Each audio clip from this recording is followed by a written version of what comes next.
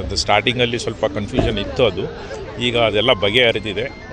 ನಮ್ಮ ಒಂದು ರಾಜ್ಯ ಚುನಾವಣಾ ಆಯೋಗದಿಂದನೂ ಸ್ಪಷ್ಟವಾದ ಮಾರ್ಗದರ್ಶನ ಮತ್ತು ಗೈಡ್ಲೈನ್ಸ್ನ ಕೊಟ್ಟಿದ್ದಾರೆ. ಯಾವುದೇ ಕಾರಣಕ್ಕೂ ನಾವು ಸಮುದಾಯ ಭವನ ಆಗಿರಲಿ, ಬೇರೆ ಇತರೆ ಪಬ್ಲಿಕ್ ಪ್ಲೇಸಸಲ್ಲಿ ಅದನ್ನು ಮಾಡೋಂಗೋದಿಲ್ಲ.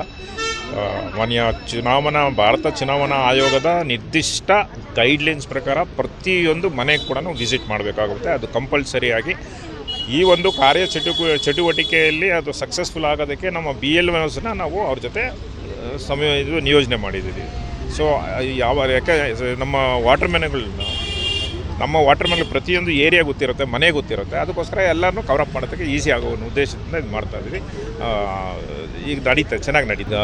ಅದಕ್ಕೆ ನಮ್ಮಲ್ಲಿ ಪ್ರತಿಯೊಂದು ಗ್ರಾಮ ಪಂಚಾಯತಿಯಲ್ಲಿ BLO ಫೆಸಿಲಿಟೇಷನ್ ಅಂತ ಮಾಡಿದ್ದೀವಿ. ಅಲ್ಲಿ ಅವರಿಗೆ ಏನು ಬೇಕೋ ಫಾರ್ಮ್ ಫಿಲಪ್ ಮಾಡೋದ್ರಿಂದ ಹಿಡಿದು ಏನು ಸಹಾಯ ಬೇಕೋ ಅದನ್ನೆಲ್ಲ ನಾವು ಮಾಡ್ಕೊಳ್ತಾ ಇದ್ದೀವಿ. ಫಸ್ಟು ಅದನ್ನು ಒಂದೇ ಸಲ ಒರಿಜಿನಲಲ್ಲಿ ಫಿಲಪ್ ಮಾಡೋ ನನಗಿಲ್ಲ, ಜೆರಾಕ್ಸ್ ತೊಗೊಂಡು ಅದರಲ್ಲಿ ಫಿಲಪ್ ಮಾಡಿ ಎಲ್ಲ ಮಾಹಿತಿ ಸರಿ ಇದೆಯೋ ಅನ್ನೋದನ್ನು ಚೆಕ್ ಮಾಡಿಕೊಂಡು ಆಮೇಲೆ ಫೈನಲ್ ಆಗಿ ಫಿಲಪ್ ಮಾಡುವಂಥದ್ದು ಆಗಬೇಕಾಗಿದೆ.